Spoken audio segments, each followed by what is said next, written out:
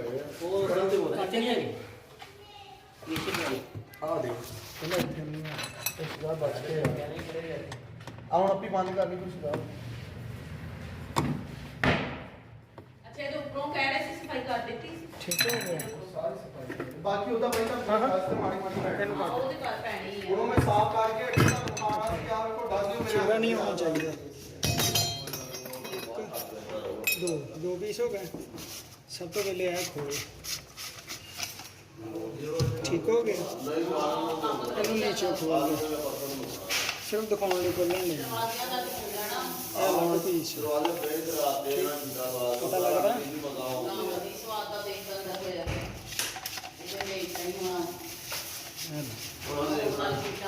नीचे प्लेट है छोटी पीछे रख नीचों दिखाओ नीचों ज्यादा तान कर उतरने रात नहीं मेरा हाँ हाँ मैं नहीं खड़ता भाजी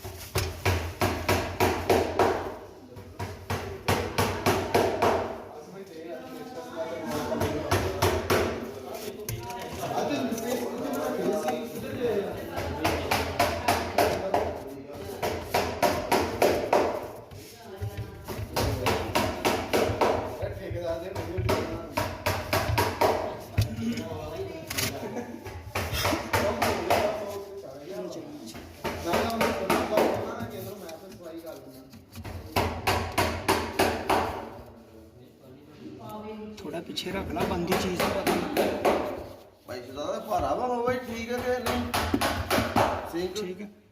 नहीं यूज करना इनू कट दियो